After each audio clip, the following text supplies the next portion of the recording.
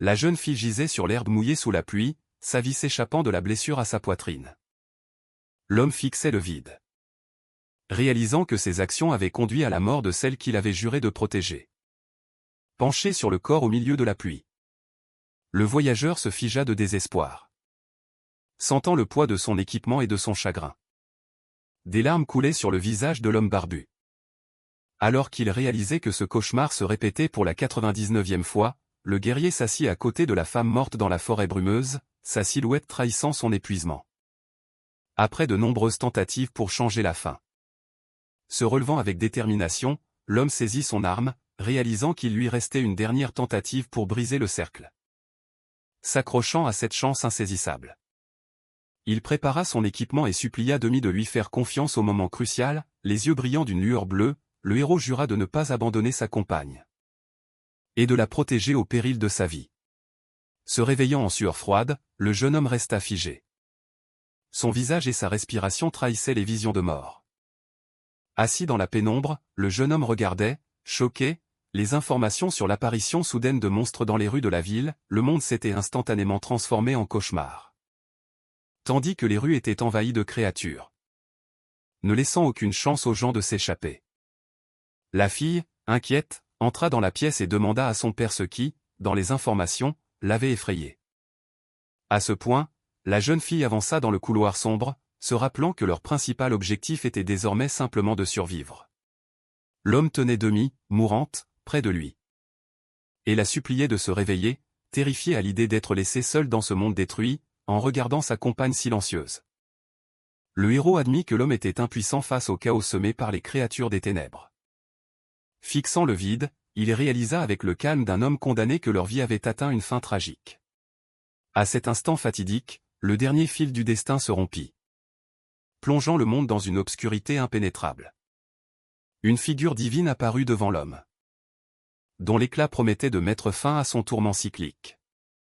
La déesse lui dit de mettre de côté son désespoir, lui accordant une autre chance de revenir et de tout réparer. Se réveillant de son cauchemar, le jeune homme peinait à respirer, ses pupilles reflétant l'horreur du cycle de la mort qu'il venait de vivre. Le jeune homme était allongé dans son lit, regardant le numéro 99 qui était apparu au-dessus de sa tête. Après s'être réveillé, en sautant hors du lit, le héros sentit son corps, comme dans un état second. Ne comprenant pas comment il était resté en vie après une telle horreur, le jeune homme essaya de donner un sens aux chiffres qui flottaient, un présage funeste, ou un don pour sauver sa fille. Regardant dans le miroir, le jeune homme étudia le signe au-dessus de lui, essayant de déchiffrer les règles de cette nouvelle réalité. L'homme serra les poings, déterminé à se battre jusqu'au bout, malgré la peur de l'inconnu. Le héros martela la porte de la chambre de Demi, exigeant qu'elle ouvre et se prépare à fuir la ville. Une jeune fille endormie sortit à sa rencontre, maugréant contre son père et ne comprenant pas la raison de son étrange comportement. Le père saisit sa fille par les épaules et scruta son visage, tandis qu'elle demandait si ce n'était qu'un cauchemar. L'homme agrippa la main de sa fille, craignant que le moindre mouvement ne transforme cet instant en un souvenir de sa mort. Entraînant Demi avec lui, le héros lui ordonna de laisser ses questions pour plus tard. Il était plus important de l'éloigner de la menace imminente. L'homme fit sortir sa fille de la maison, ignorant ses protestations, réalisant qu'il n'y avait plus de temps pour discuter. Se retournant, le père hurla que tout retard signifierait la mort et exigea une obéissance aveugle. Le cœur du héros se serra lorsqu'un visage de monstre surgit des ténèbres, prêt à les mettre en pièces. Un cri d'horreur déchira le silence au moment où le père se réveilla dans son lit, réalisant l'échec de sa tentative pour sauver son enfant. Modèle. L'homme essaya de calmer ses tremblements et de surmonter le choc de son retour à cet instant précis, avant la catastrophe.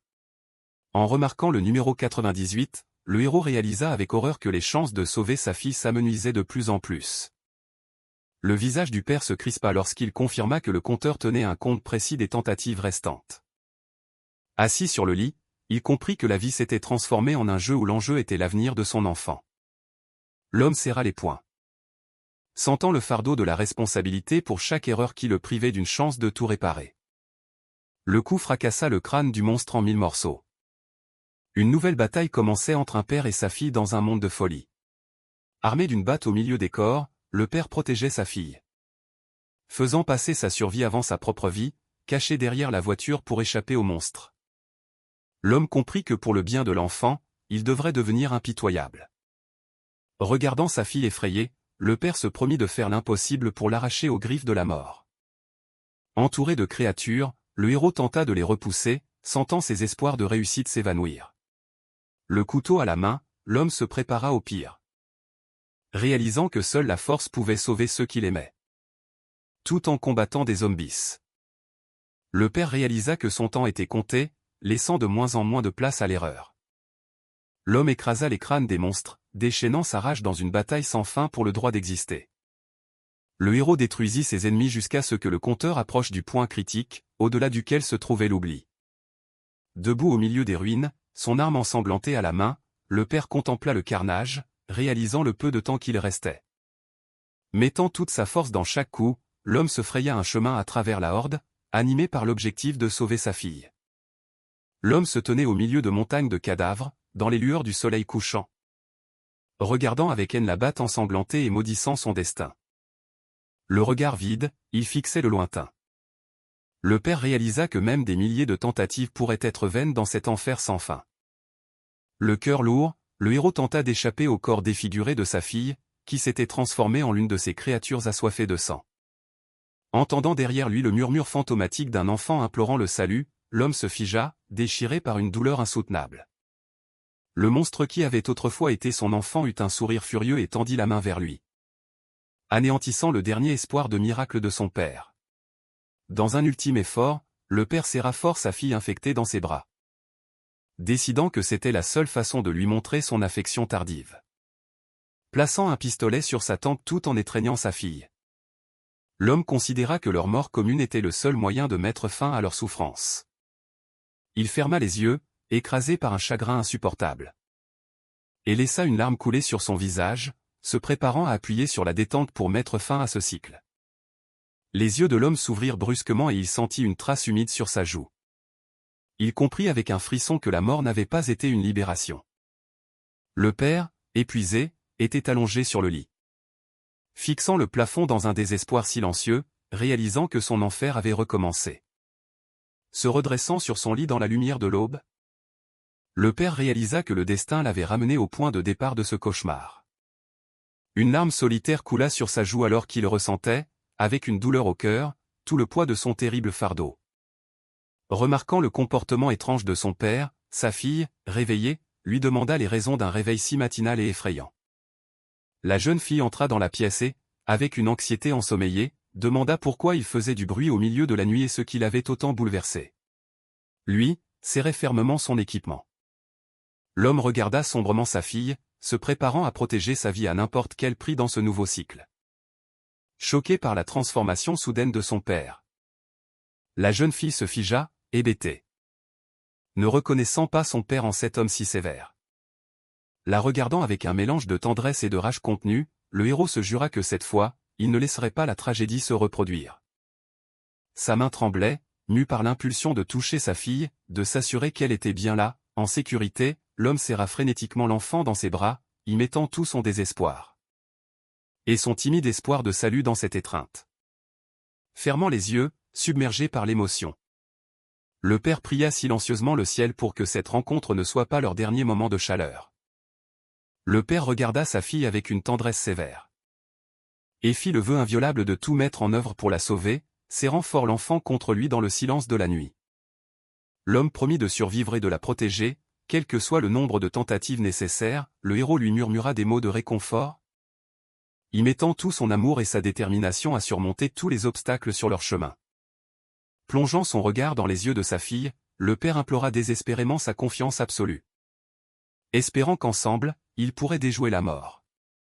Touchant avec une infinie précaution le visage de la fillette effrayée. L'homme tenta de graver dans sa mémoire son image, bien vivante. Avant que le destin ne les sépare une fois de plus. Se remémorant ses échecs passés, le guerrier se revit de l'extérieur, le cœur brisé, portant dans ses bras le corps sans vie d'un enfant. Balayant du regard la ville qui s'étendait au loin, le survivant réalisa avec un soulagement amer qu'il avait enfin trouvé la bonne voie. Les soldats de l'armée nationale surveillaient avec vigilance le périmètre de la zone sûre. offrant aux personnes épuisées un espoir de salut. Entre les murs de l'hôpital universitaire, le personnel médical luttait sans relâche pour sauver la vie de ceux qui avaient eu la chance d'échapper au chaos. En regardant les enfants jouer paisiblement, l'homme rêvait, le souffle coupé, que cette paix devienne aussi une réalité pour sa fille. Un homme âgé en fauteuil roulant regardait avec tristesse la ville illuminée par le coucher du soleil, se remémorant les années passées dans un endroit sûr. Arrivé au mémorial 40 ans plus tard, le vieil homme parla tendrement à la tombe de sa fille, déplorant sa si longue attente. Se penchant sur la pierre tombale avec un bouquet de fleurs, le héros réalisa avec effroi qu'il lui restait une ultime chance de tout changer. En regardant les lys blancs, l'homme sentit une confiance inébranlable dans sa décision. Comprenant que désormais, il connaissait la bonne voie. Une expression de calme résigné passa sur le visage du vieil homme, alors qu'il imaginait que sa fille et lui n'auraient plus à fuir. Avec un sourire amer, larmes sur la tempe, l'homme promit à sa fille qu'il viendrait bientôt la chercher et qu'ils seraient enfin réunis. Fermant les yeux en silence et plongeant dans les ténèbres, le héros se prépara à sauter dans le passé, en espérant le succès de sa tentative. Se retrouvant de retour à la maison avec sa fille, le père expira bruyamment, essayant de calmer ses tremblements et de gérer le soulagement qui l'envahissait. L'homme jeta à demi un regard bref et perçant, frissonnant en réalisant l'horreur qu'ils étaient sur le point d'endurer. Remarquant l'expression grave sur le visage de sa fille, le père se concentra d'un air sombre sur son objectif, se jurant de la protéger coûte que coûte. Le cœur glacé d'effroi, le père portait dans ses bras le corps sans vie de sa fille, comprenant que sa tentative de la sauver avait échoué. Penché sur demi sous une pluie battante, l'homme sombra dans un noir désespoir, s'en voulant de ne pas avoir été capable de la protéger. Se remémorant 40 années d'entraînement atroce et des centaines de plans, le père se prépara avec une sombre détermination à arracher la vie de sa fille à la mort. Le cœur serré, il toucha la poignée de la porte, comprenant que de l'autre côté du seuil, la bataille décisive contre le destin commençait. En entrant dans la pièce, le héros se promit fermement que cette fois, il ne commettrait pas la moindre erreur et sauverait la vie de sa fille. Figé sur le seuil, le père regarda avec consternation l'horreur se dérouler sous ses yeux, les rues de la ville s'étaient transformées en une mer infinie de morts vivants. Et cette vision inspira une peur primale à l'homme. Le regard concentré du père exprimait sa détermination à aller jusqu'au bout, même si la situation devenait désespérée. En regardant les hordes de monstres, il réalisa avec horreur que des années de préparation étaient impuissantes face à cette variable. Choqué par le chaos ambiant, l'homme se figea sur place, sentant le froid glacial de la panique paralyser ses mouvements. En repensant à ses tentatives passées, le héros réalisa avec horreur qu'en 99 cycles, il n'avait jamais été confronté à un tel scénario. Une vague inarrêtable de monstres assoiffés de sang déferla dans les rues, transformant la ville en un véritable carnage et ne laissant aucune possibilité de manœuvre.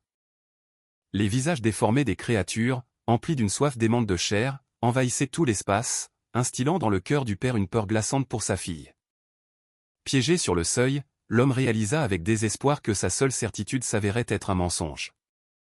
Le père, abasourdi, resta figé tandis que des dizaines de mains osseuses se tendaient vers son visage, prêtes à le déchiqueter devant demi. L'homme était stupéfait, car son expérience lui disait que le silence, et non une foule de zombies, aurait dû les attendre derrière cette porte. Percevant le danger mortel, la jeune fille hurla, terrifiée, pour avertir son père, le suppliant de reprendre ses esprits et de se protéger de l'attaque des monstres. Rassemblant le peu de volonté qui lui restait, l'homme attira brusquement sa fille à l'intérieur de la pièce, tentant de la protéger de la horde et de leur offrir une infime chance de salut. Demi tomba au sol dans un cri, pendant que son père restait dans l'embrasure de la porte, devenant un bouclier vivant entre l'enfant et les créatures assoiffées de sang. Avec une expression de douleur insoutenable et de détermination funeste, l'homme commença à fermer la porte, se coupant de sa fille pour le bien de son avenir. La fille s'effondra sur le sol, horrifiée, incapable de quitter des yeux la porte derrière laquelle son père s'apprêtait à livrer son ultime combat. À travers l'étroite ouverture, la jeune fille regardait, le souffle coupé, son protecteur marchait volontairement vers une mort certaine. Submergé par un désespoir insoutenable, Demi hurla dans le vide, réalisant que son monde s'effondrait définitivement, dans une ultime tentative pour échapper à la solitude. La jeune fille tendit la main vers la porte, suppliant silencieusement son père de ne pas la laisser seule en enfer, la jeune fille martela frénétiquement la porte verrouillée, le suppliant en larmes de la laisser entrer, refusant d'accepter son sacrifice. La foule de morts-vivants assoiffés de sang encercla finalement l'homme, tandis que celui-ci, de ses dernières forces, contenait la horde pour le salut de sa fille. Le visage du héros se tordit dans une douleur surhumaine alors que les monstres commençaient à le démembrer vivant, sous les yeux de la jeune fille enfermée qui perdait conscience sous l'agonie. Le père réalisa avec amertume que le chagrin infini d'avoir perdu son enfant dans les cycles précédents était bien plus insupportable que la mort. Consumé par le chagrin, Demi sanglotait éperdument, sentant son cœur se briser en 1000 morceaux pour la 100e fois face à cette perte inévitable. Se retrouvant enseveli sous une pile de corps en décomposition. Le guerrier conclut avec un calme glacial que cette agonie atroce ne lui était que trop familière. La petite Demi souriait, insouciante, dans son berceau. Ne se doutant pas encore des rudes épreuves que le destin lui réservait, le jeune père, encore plein d'espoir, regardait sa fille avec une tendresse infinie. Se promettant de devenir pour elle un soutien infaillible. Caressant doucement le bébé qui pleurait, l'homme la calmait d'un chuchotement tranquille, cherchant à protéger son monde minuscule de toute angoisse. Demi, maintenant adulte, se pressait contre la vitre, horrifiée. Sanglotant d'impuissance à la vue de son père se sacrifiant pour la sauver. Le visage du héros, couvert de sang et marqué par le saut de combat sans fin.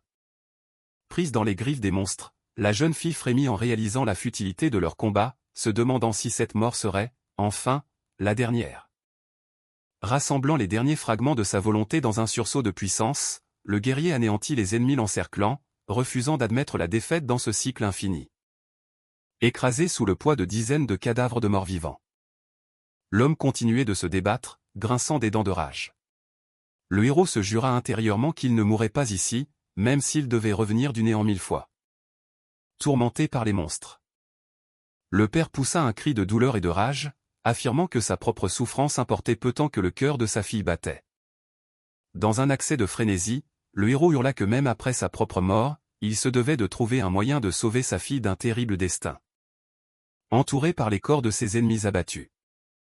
L'homme se tenait fermement pour défendre le seul chemin qui pouvait le mener à Demi. L'un des morts mutilés, les vêtements en lambeaux, poursuivait son mouvement aveugle et inexorable. Le zombie poussa un cri assourdissant, dans lequel il ne restait plus rien d'humain, seulement une soif sans fin de chair et de destruction. Avec une vitesse surhumaine, le héros se précipita à travers la foule de monstres, se transformant en une ombre floue. En plein épicentre du chaos. L'homme abattait ses ennemis les uns après les autres, ne leur laissant pas la moindre chance de lui barrer la route. Vers sa fille. Saisissant un autre ennemi, le guerrier ignora le danger mortel et continua sa lutte acharnée. Pris d'une rage folle, le héros devint lui-même semblable à un monstre et, avec un rictus sauvage, mordit dans la chair de l'ennemi, voulant la victoire à n'importe quel prix. S'élevant au-dessus des restes déchiquetés. L'homme poussa un rugissement guttural qui couvrit même les gémissements des morts l'entourant. D'un coup puissant, le guerrier pulvérisa un autre obstacle. Mettant dans ce mouvement toute la douleur qu'il avait accumulée au cours de centaines de cycles. Avec une force incroyable. Il projeta les monstres dans les airs. Se frayant un chemin sous la lumière froide de la pleine lune. Chaque mouvement du héros était empreint d'une puissance dévastatrice. Faisant voler les ennemis dans tous les sens sous ses attaques furieuses. La horde de morts-vivants continuait d'avancer. Remplissant la ville nocturne de leurs cris cauchemardesques et de leurs grincements de dents. Enveloppé d'une lueur bleue effrayante, le père se tenait, figé, devant la foule d'ennemis. Démontrant sa détermination à devenir un bouclier indestructible pour Demi. Son corps, blessé et couvert de sang, irradiait une énergie d'un autre monde. Les monstres, frénétiques, s'agglutinaient les uns aux autres en émettant des rires stridents et grinçants. Et anticipant les représailles imminentes contre les survivants.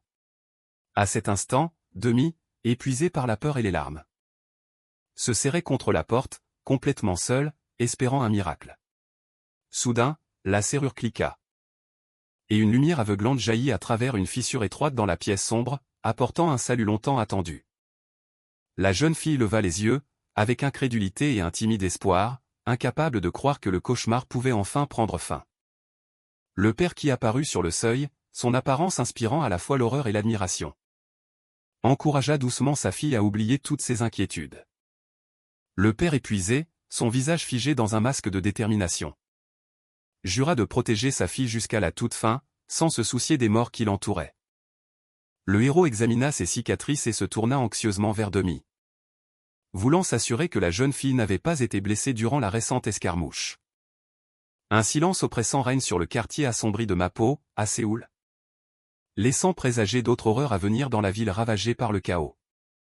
Les murs massifs du centre commercial Amart se dressaient devant les voyageurs, se transformant en une sorte de forteresse fortifiée et sinistre. Le soldat de garde, furieux de la surprise, exigea brutalement de savoir ce qui diable se passait dans cet endroit. Protégeant sa fille, le père fit calmement face au canon des mitrailleuses et à la question incrédule des soldats sur leur identité. Les gardes le dévisageaient avec méfiance, se demandant comment il avait survécu dans les rues grouillantes de hordes de morts affamés et dangereux. Le soldat enragé menaça le héros de violence s'il ne rompait pas immédiatement son silence pour répondre à toutes les questions. Examinant attentivement les traits de l'étranger, le soldat sentit un frisson parcourir sa peau et demanda avec inquiétude ce qui n'allait pas avec son visage. Les yeux du soldat s'écarquillèrent d'horreur lorsqu'il comprit la terrifiante vérité derrière l'apparence du survivant. Gardant un calme glacial, l'homme à lunettes se redressa silencieusement, affichant une confiance et une menace dissimulée à l'égard de tous. Le garde suggéra d'un ton moqueur qu'il faisait face à une vedette arrogante, puisque l'étranger restait silencieux, même sous la menace d'une arme. La capitaine Chahiri interrompit la querelle d'un geste autoritaire et ordonna sèchement aux étrangers de partir, sans écouter la moindre excuse. Le chef de l'escouade du Grand Tigre annonça un manque de place et conseilla au héros de chercher refuge dans n'importe quel autre quartier de la ville. En s'approchant, la femme demanda avec colère si l'étranger était devenu sourd et lui ordonna de nouveau de quitter la zone immédiatement. Remarquant quelque chose d'étrange dans l'apparence de l'homme, la capitaine hésita soudainement. Et sa colère fit place à une véritable stupéfaction. En proie au plus grand désespoir, le père implora de l'aide, disant que sa fille errait depuis une semaine et souffrait de crises d'asthme de plus en plus graves, les mains jointes en un geste de supplication. L'homme, en larmes, demanda de laisser au moins entrer la fillette s'il n'y avait pas de place pour lui à l'intérieur. La capitaine Chahiri étudia silencieusement le père, dont la volonté de se sacrifier pour son enfant avait suscité chez elle un intérêt fugace. Le visage de la femme se crispa sous la tension, alors qu'elle réalisait la gravité de la situation et voyait devant elle un homme au bord du gouffre. Insensible aux supplications, le soldat traita le père de dégénéré fou et exigea que ce spectacle pathétique cesse immédiatement. Le subordonné demanda d'un ton moqueur à la capitaine si elle allait vraiment croire une autre histoire larmoyante de ce simple vagabond. À la surprise de tous, la sévère guerrière ne put contenir ses émotions et, en sanglotant, laissa des larmes de compassion couler sur ses joues. À travers ses sanglots, Chahiri donna à l'escouade l'ordre sec de laisser passer les étrangers, ne voulant plus entendre aucune objection. Dissimulant sa faiblesse, la capitaine déclara avec irritation un manque de personnel et ordonna au héros de se moucher avant d'entrer dans la base. En partant, la femme cacha sa confusion, laissant les gardes complètement déconcertés par le soudain passage de sa colère furieuse. À la pitié, le père, n'arrivant toujours pas à croire à son succès, regarda sa sauveuse s'éloigner, sentant le fardeau du désespoir quitter enfin ses épaules. En regardant la guerrière, le héros sourit faiblement, notant que la capitaine était restée la même personne qu'auparavant. L'image d'une femme soldat forte qui avait réussi à unir les survivants et à créer ce havre de paix apparut sous mes yeux, malgré sa réputation de serpent froid. Le cœur de la capitaine fut touché par le sacrifice du père pour la vie de son propre enfant. Demi hurla le nom de son père avec horreur, incapable de cacher son choc face à la situation brusquement changée et à la nouvelle menace mortelle. La jeune fille nota avec indignation que tout ne se passait pas comme prévu, tandis que son père cherchait fiévreusement les mots justes pour se justifier. Le soldat armé leur ordonna brutalement de le suivre, ignorant la toux douloureuse de la petite Dumi, morte de peur. Poussant brusquement la jeune fille, le soldat demanda avec irritation si elle comptait se moquer de lui à un moment aussi critique. Sentant la faiblesse de sa fille, le père la serra fort dans ses bras, essayant de devenir un soutien fiable et de la protéger de l'environnement hostile. L'homme réalisa avec effroi que la santé mentale de Demi s'effritait trop rapidement, et que sans repos, elle se retrouverait bientôt en danger de mort. Des cauchemars lui revinrent à l'esprit, où sa fille, submergée par le désespoir, pleurait en voyant un être cher se transformer en un monstre terrible. Rempli de détermination, le père songea au pouvoir qu'il avait acquis après la morsure, lui permettant de détruire ses ennemis à lui seul. En regardant le centre commercial, le héros se dit que ce bâtiment était le meilleur endroit pour une survie longue et réussie. En évaluant la façade, le père souligna qu'ici, il trouverait non seulement des provisions précieuses, mais aussi la seule défense organisée. Regardant la masse froide des bâtiments, le père se rassurait avec le sombre espoir que sa fille serait enfin en parfaite sécurité. L'allié, perplexe, montra les ruines du doigt, et nota que la précision de la prédiction sur l'effondrement rendait crédible le visiteur du futur. Le soldat, le regard dur, plongea dans ses souvenirs, racontant le cauchemar inimaginable qui s'était produit 3 jours plus tôt.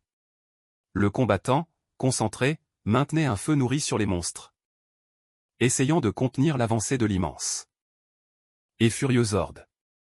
En regardant les mains du mort, le soldat expliqua que le capitaine avait attiré les monstres plus profondément dans le bâtiment pour sauver tous les autres. Pendant que les survivants glissaient le long des cordes vers le bâtiment voisin, les tireurs sur le toit les couvraient, conscients de l'importance de chaque seconde. Une foule de créatures sanguinaires remplit le piège, ignorant que le capitaine était déjà prêt à activer les explosifs placés dans les murs. Le flash aveuglant de l'explosion engloutit les ennemis, transformant la formidable menace en débris enflammés et en morceaux de chair volants. Regardant les décombres avec dédain, le soldat exprima l'espoir que les créatures survivantes étaient maintenant enterrées vivantes sous le lourd béton. Le combattant se retourna brusquement au bruit et se figea de stupeur en découvrant son père qui apparaissait au milieu des ruines fumantes jonchées de corps. Un homme avec des lunettes de soleil observe calmement ce qui se passe, cachant le fardeau de centaines de vies vécues. Le soldat, avec un sourire narquois, demanda sarcastiquement à son interlocuteur pourquoi il le regardait avec tant d'insistance, sans réaliser l'ampleur de la menace. Le soldat sourit avec confiance, persuadé que les morts ne s'échapperaient pas des décombres. Un zombie géant émergea de l'épaisse fumée derrière le combattant, transformant l'homme en une cible minuscule. Le visage pourri du monstre, avec ses yeux rouges, était figé dans un rictus terrible, annonçant de cruelles représailles pour les témoins. Le soldat resta figé par le choc, réalisant quel monstre incroyablement énorme se dressait juste derrière lui. La bête géante leva son poing massif, se préparant à déchaîner toute sa puissance sur ceux qui se trouvaient sur son chemin. L'impact secoua le sol, et la jeune femme en uniforme tactique s'enfuit, tentant désespérément de sauver sa vie. La combattante regarda autour d'elle avec horreur, réalisant qu'il ne lui restait qu'une fraction de seconde avant la mort. La jeune femme sauta sur le côté, alors que le poing du monstre écrasait le béton sous ses pieds dans un grondement. Les soldats hurlèrent d'horreur, incapables de comprendre comment une montagne de chair avait pu apparaître sur leur position. Pendant que Demi et son père s'échappaient, la combattante les protégea de son corps, levant son arme pour faire face à la nouvelle menace. Le visage déformé par la rage, la jeune femme ordonna à toutes les unités d'ouvrir immédiatement un feu nourri sur le monstre. Les combattants déversèrent un déluge de plomb sur le monstre, essayant d'arrêter son avancée inexorable par des rafales furieuses et continues de tirs automatiques. Une pluie de balles transperça le corps du géant, mais le monstre resta debout malgré le feu intense. Le monstre enragé ouvrit grand sa gueule pourrie et poussa un rugissement plein d'une soif de sang primaire. La créature colossale s'avança vers la ligne de soldats, qui réalisèrent avec horreur l'inutilité de leurs armes légères. D'une seule charge puissante, le zombie frappa, transformant tout l'espace devant lui en un tas de ruines. Le combattant à terre hurla de désespoir et de peur, réalisant que ses défenses avaient été percées et qu'il n'y avait pas de salut. L'ombre du géant engloutit complètement le soldat à terre alors que le monstre s'approchait pour porter un coup fatal. La patte agrippa le sac à dos du combattant, mais le brave soldat réussit à s'arracher de son emprise mortelle. La jeune femme secoua violemment son subordonné et exigea qu'il reprenne ses esprits, le menaçant de mort pour sa lenteur dangereuse. Chahiri essaya de se concentrer, réalisant que le scénario de catastrophe actuel était très différent des précédents. Regardant le géant, la combattante nota qu'en face d'eux ne se trouvait pas un zombie ordinaire, mais une créature puissante. Au cœur de la bataille, la combattante ordonna à tous les survivants pour se replier immédiatement dans le bâtiment du magasin afin de s'abriter. Quand le père a tenté de parler, la jeune fille lui a ordonné brutalement de se taire et de courir sans perdre une seconde. Le héros et sa fille se sont enfuis précipitamment du chaos. Sentant derrière eux le souffle glacial de la mort de l'ennemi, le regard froid de l'homme derrière ses lunettes révélait qu'il était prêt à prendre des mesures décisives. Le père s'est jeté sur le monstre, décidant d'attirer l'attention sur lui pour sauver sa fille. L'homme a bâti un poing puissant sur l'ennemi, enveloppé d'un éclair éclatant d'une mystérieuse énergie bleue au moment où il frappait. Les barricades à l'entrée sont devenues leur dernier espoir lorsque la jeune fille a décidé d'attirer le monstre enragé dans un piège. Chahiri pensait que la créature ne percerait pas la défense si son point faible était trouvé à temps. La jeune fille se précipita rapidement dans l'obscurité vers la position, espérant qu'il y aurait assez de temps pour cette manœuvre. Figée devant les portes, la guerrière observait avec confusion la foule au rez-de-chaussée du bâtiment. La vue des civils la fit désespérer, car ils auraient dû quitter la zone de danger plus tôt. La guerrière modifia son plan d'action à la volée, essayant de protéger à tout prix toutes les personnes piégées. Levant son fusil d'assaut, la jeune femme ordonna aux soldats d'éloigner les survivants, décidant de servir elle-même d'appât pour l'énorme monstre. Demi regarda la guerrière avec inquiétude, essayant de comprendre l'ampleur du danger mortel qui les menaçait tous en remarquant la jeune fille seule. Chahiri, anxieuse, demanda où était son père. À cet instant, le visage de la protectrice se crispa de colère. Alors qu'elle demandait à demi si son père s'était dégonflé, la jeune fille montra la bataille d'un geste décidé et rétorqua que son père continuait de protéger tout le monde avec abnégation. La guerrière se retourna, stupéfaite, n'en croyant pas que quelqu'un ait pu décider d'une action aussi téméraire et héroïque. Les yeux de Chahiri reflétaient le choc face à l'incroyable force physique démontrée par l'homme mystérieux. Le coup dévastateur du héros écrasa le monstre au sol, provoquant une puissante explosion d'énergie qui projeta des débris tout autour. Le corps du géant disparut dans un éclair aveuglant et des nuages de poussière, marquant la fin de cette bataille furieuse. L'homme s'immobilisa, les poings serrés, respirant lourdement et essayant de contenir les tremblements dus à l'effort. Chahiri, abasourdi, regarda tomber le monstre que son escouade avait considéré comme un ennemi absolument invincible. L'homme couvrit rapidement les yeux de la petite fille, essayant de protéger son esprit des horribles scènes de la guerre. Avec un profond soupir de soulagement, le père se pencha sur la carcasse de l'ennemi. Sentant l'adrénaline le quitter, la guerrière visa l'homme, exigeant une explication pour sa force effrayante et clairement inhumaine. La guerrière baissa son arme et s'excusa sincèrement pour ses soupçons injustes concernant la lâcheté du héros. L'homme avoua à demi qu'il avait rompu sa promesse et mis leur plan commun en danger, tout en calmant sa fille. Le père admit qu'il avait agi uniquement par peur pour sa vie. Ryu Min-sok se tenait immobile sous la menace de l'arme, attendant la réponse de la guerrière stupéfaite. Chahiri exigea une nouvelle fois que le héros avoue immédiatement qui il était vraiment. L'homme, épuisé, se redressa, prêt à accepter toutes les conséquences de sa soudaine révélation. Le héros dit son nom, faisant retenir leur souffle à tous les gens autour de lui, stupéfaits. Demi regardait avec excitation, alors que le vrai rôle de son père était révélé aux gens qui l'entouraient. La jeune fille supplia son père de garder le silence, craignant de devenir leur cible principale dans ce chaos sanglant. L'homme confirma son statut d'expert en changeant enfin les règles de survie dans ce cycle sans fin. Les héros restèrent figés, réalisant que les règles de ce jeu mortel venaient de changer de manière irrévocable. Chahiri remit en question le statut de l'homme après avoir vu sa force incroyable au combat.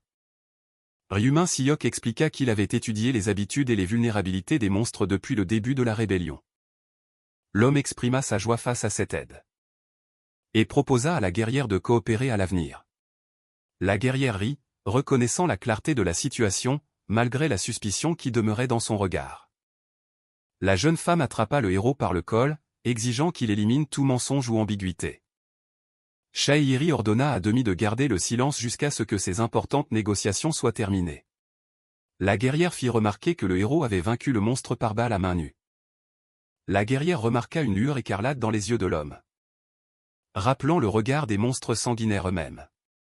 S'approchant, elle demanda à Min-sok d'un ton glacial s'il était même encore humain. La policière demanda sarcastiquement ce qu'elle devait faire maintenant de l'idée folle de l'expert. Min-sok a expliqué qu'elle avait vaincu un monstre qui était complètement insensible aux balles ordinaires. Le jeune homme remarqua les yeux écarlates de l'étranger, similaires aux yeux de ces dégoûtantes créatures mortes. Ryu Min-sok demanda froidement à la femme si elle se considérait toujours comme humaine. Il répondit que non, soulignant l'inutilité totale des tirs dans cette situation difficile. La policière écouta Min-sok expliquer qu'il n'avait fait que porter le coup de grâce. Le jeune homme expliqua que ce monstre était un puissant dévoreur né de la fusion de deux zombies. Il ajouta que l'énorme mâchoire de la créature est son point le plus important et le plus vulnérable. Min-sok a laissé entendre qu'un coup de marteau lourd sur cette partie précise de la tête serait efficace, a répondu le jeune homme. Que la génétique de telle créature n'était qu'un détail mineur et insignifiant pour lui. Le héros expliqua qu'il cachait ses capacités précisément à cause des regards suspicieux et durs de son entourage. L'homme demanda tristement à la jeune fille de ne pas le traiter à voix haute de monstre dangereux. La guerrière irritée pouvait à peine retenir son envie de frapper cet homme suspicieusement calme et confiant. Chahiri murmura que cet homme, dans toute cette situation, lui paraissait extrêmement suspect. Demi a défendu son père et la guerrière a admis qu'un zombie n'aurait pas été aussi altruiste en sauvant sa fille. Les badauds se figèrent. Alors que la tension entre les meneurs atteignait son point de rupture. Devant tout le monde, la jeune fille a dit à tous d'entrer pour la sécurité des survivants et des civils effrayés. La guerrière prévint l'expert qu'à partir de maintenant, elle ne le quitterait pas des yeux. Le visage de la jeune fille devint un masque, cachant son anxiété quant au rôle de cet homme dans leur destin. Chahiri comprit le prix de la victoire et tout le poids de la longue lutte pour la vie qui les attendait. Les compagnons accoururent vers la guerrière, lui demandant avec anxiété si elle avait été blessée dans le combat. Un coup soudain et puissant projeta l'un des soldats à plusieurs mètres sur le côté. La femme rappela l'obligation pour les civils d'obéir aux militaires dans les situations d'urgence en ville. Le père objecta que sans son action décisive, toutes les personnes dans ce magasin auraient pu mourir. La policière prévint que si l'erreur se répétait, elle tuerait elle-même les coupables, pas les zombies. Le soldat cria de panique, exigeant une retraite immédiate conformément à l'ordre qu'il avait reçu précédemment du capitaine. Le combattant demanda désespérément à tout le monde de reculer, mais le capitaine ne répondit que par le silence. Au centre commercial, les survivants remercièrent Dieu avec horreur pour leur sauvetage miraculeux. Assise parmi la foule, Demi demanda à son père, perplexe, ce qu'était ce chaos qui régnait autour d'elle. Il admit avec soulagement que c'était une bonne chose qu'elle n'ait pas été identifiée à ce moment très dangereux. La jeune fille demanda comment son père avait réussi à mentir si magistralement, et il répondit que son adversaire était facilement tombé dans son bluff. Les héros se regardèrent avec perplexité à la question de savoir s'ils se connaissaient, essayant de ne pas révéler la profondeur de leur véritable lien. L'homme a évoqué une prémonition, se remémorant des visions sanglantes de cycles de survie passés dans ce monde. Quand son père lui demanda qui lui avait appris le mot bluff, Demi le pointa du doigt avec une confiance absolue. En regardant sa fille, le héros fut convaincu qu'il s'agissait de la même fille de ses boucles temporelles infinies. Se souvenant des soirées autour du feu de camp, le père admit que c'était Demi qui lui avait beaucoup appris au fil des ans. L'homme dit à sa fille d'attendre, promettant de revenir bientôt avec de la nourriture, et cachant l'anxiété qui grandissait en lui. La jeune fille regarda son père d'un air soupçonneux, essayant de comprendre la raison de son comportement étrange et de son sourire triste. Le père jeta un regard déterminé à Demi, confirmant sa volonté de tout sacrifier à nouveau pour sauver sa fille. Serrant ses lunettes blanches, le héros invoqua mentalement sa promesse, se préparant à une nouvelle épreuve dans une réalité cruelle. Demi dit à son père qu'il ne devait pas révéler la vérité à cause du danger d'être soudainement démasqué. Elle lui rappela que les gens pourraient lui faire du mal, sa voix tremblant d'inquiétude pour son père. Demi demanda à son père de garder leur secret, reconnaissant l'énorme fardeau de responsabilité qui reposait sur leurs épaules. Un père et sa fille étaient assis parmi les survivants, se préparant à un simple repas au milieu du chaos sanglant. Le père avertit sa fille que, si les gens découvraient la vérité, une panique incontrôlable éclaterait dans le centre commercial avec un panier de provisions. Il passa silencieusement devant les gens, sentant l'orage d'événements terribles approcher. Le père promit de revenir bientôt, essayant de garder un calme absolu face à une nouvelle menace mortelle. Demi gisait, épuisé, pendant que son père rassemblait des provisions en prévision du dangereux voyage. Dehors, l'homme s'assit à côté de sa fille, essayant de ne pas attirer l'attention inutile des gens autour d'eux. Il leva les yeux, se demandant douloureusement pourquoi les choses s'étaient passées différemment cette fois-ci. Le héros réalisa que les zombies arrivaient par vagues et évoluaient plus vite que dans tous les cycles précédents. Penché sur sa fille, le père réfléchissait aux mutations d'ennemis qu'il n'avait pas rencontrées en 99 vies. L'homme essayait de comprendre ce qui avait bien pu déclencher des changements si radicaux et effrayants. Le survivant s'avoua qu'il avait déjà une idée effrayante sur la nature de ces changements. La cité de la nuit est devenue un piège, cachant de nouvelles formes de vie nées de cette terrible apocalypse. Une créature aux yeux roses émergea de l'obscurité. Incarnant la puissance d'une nouvelle menace terrifiante, le mutant s'immobilisa sous le clair de lune. Le héros sentit que la créature n'était guidée que par l'instinct de tuer. Le père comprit que chaque créature des ténèbres était obsédée par le désir de leur apporter la mort, à lui et à sa petite fille. Face au rictus furieux d'une autre créature du chaos, l'homme se demanda si les monstres étaient freinés par leur propre survie ou s'ils n'étaient guidés que par une soif éternelle de peur. Le survivant finit par réaliser une effrayante vérité, le père admit résolument qu'il était lui aussi inconstant face à ses ennemis et qu'il pouvait devenir une menace. Il évalua calmement l'ampleur du désastre. Se demandant si les zombies de toute la région s'étaient rassemblés ici, le père se tenait sous le ciel nocturne, une épée à la main, et déclara qu'il ne chercherait plus d'ennemis. Tandis que certaines voix discutaient de ce qui se passait, d'autres appelaient à une action immédiate. Sans perdre une seconde, le père empoigna son épée, sachant qu'il devait finir le travail. Avant que sa fille ne se réveille, avec une froide détermination, il déclara une purge, se préparant à s'occuper sans pitié de la horde de zombies. L'homme chargea dans la foule de morts, son épée tranchant leur chair dans une danse mortelle. Les corps des zombies étaient dispersés sous les coups de la lame. Et le sang giclait comme des fontaines dans l'épaisse obscurité de la nuit. Il continua l'attaque, ses mouvements impeccables et affûtés par des décennies à répéter ce cauchemar.